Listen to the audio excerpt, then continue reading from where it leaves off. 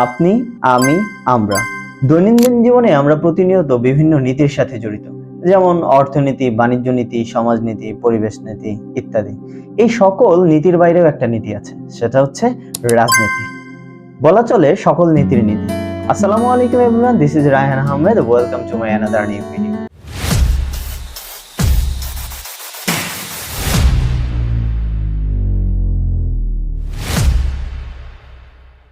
বাংলাদেশের পরিপ্রেক্ষিতে পলিটিক্স একটি নেগেটিভ ওয়ার্ড হিসেবে বিবেচনা করা হয়, বা রাজনীতি সম্পর্কে কোথাও যদি আলোচনা করা হয় তাহলে আমরা সবসময় নিজেদেরকে ওই জায়গাটা থেকে সরিয়ে নিয়ে আসি বা দূরত্ব বজায় রাখি।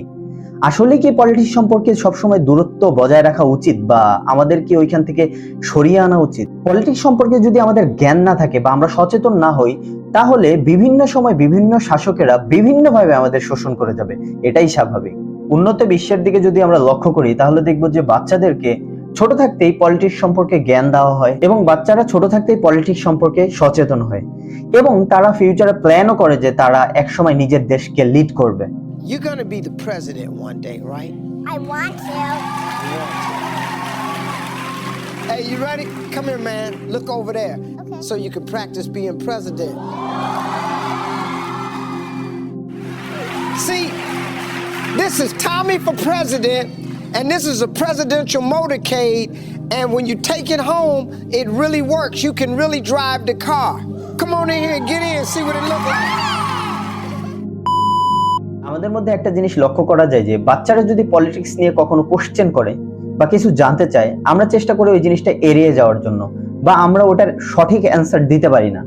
এতে করে বাচ্চাদের মধ্যে একটা নেতিবাচক প্রভাব তৈরি হয় যে তারা মনে করতে পারে যে পলিটিক্স হয়তো বা খারাপ একটা কিছু, বা এটা নিয়ে কোশ্চেন করা উচিত না।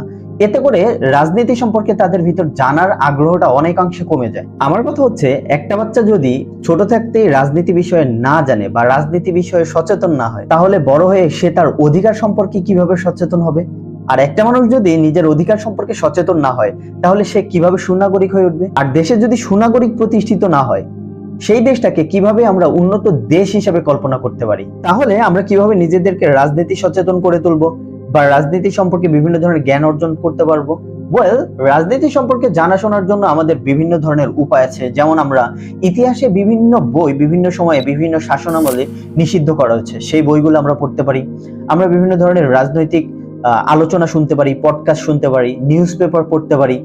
এভাবে বিভিন্ন উপায়ে কিন্তু আমরা রাজনীতি সম্পর্কে জানতে পারি। রাজনীতি যে আমাদের দৈনন্দিন জীবনের সাথে বিভিন্নভাবে জড়িত, সেই বিষয়টা আমরা একটু চিন্তা ভাবনা করতে পারি। এখন আপনার মনে একটা প্রশ্ন আসতে পারে যে বাচ্চারা তো আর নিউজ পেপার পড়তে পারবে না, তারা তো আর পডকাস্ট দেখে বা শুনে এত ভালো বুঝতে পারবে না, তাদের ক্ষেত্রে কি করার? আমি এক্ষেত্রে আপনাদের একটা কথাই বলবো, বাচ্চারা যদি কখনো এই বিষয়ে আগ্রহ প্রকাশ করে বা রাজনীতি নিয়ে কোনো প্রশ্ন করে, আপনি অন্তত তাদের আগ্রহটা নষ্ট করে দিবেন না, বা আপনি চেষ্টা করবেন এই জিনিসটা জেনে সুন্দর একটা অ্যান্সার দেওয়ার জন্য। আপনি যদি একটু খেয়াল করেন বা চিন্তা ভাবনা করেন, তাহলে দেখবেন যে পৃথিবীতে সবচেয়ে অদ্ভুত এবং কঠিন প্রশ্ন করে বাচ্চারা, এবং তাদের এই প্রশ্নের উত্তর দিতে রীতিমতো আমাদের ঘাম ছুটে যায়। কিছুদিন পূর্বে কোটা সংস্কার আন্দোলনের পরে আমার এক ছোট ভাই আমাকে একটা কোশ্চেন করে বসে, যে ক্লাস 6-এ পড়ে।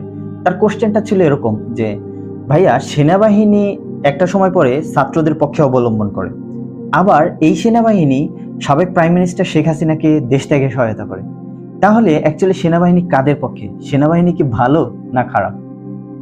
তো এই কোশ্চেনটা যদি আপনার ছোট ভাই বোন বা আপনার সন্তান আপনাকে করতো, আপনি কি অ্যান্সার দিতেন? তো থ্যাংক ইউ সো মাচ সম্পূর্ণ ভিডিওটি দেখার জন্য। সম্পূর্ণ ভিডিওতে আমি আপনাকে একটা জিনিসই বোঝাতে চেয়েছি, আপনাকে আমি রাজনীতিবিদ হতে বলিনি, আমি বোঝাতে চেয়েছি আপনি রাজনীতি সচেতন হন, যেটা খুবই দরকার আমাদের জন্য। আল্লাহ হাফিজ।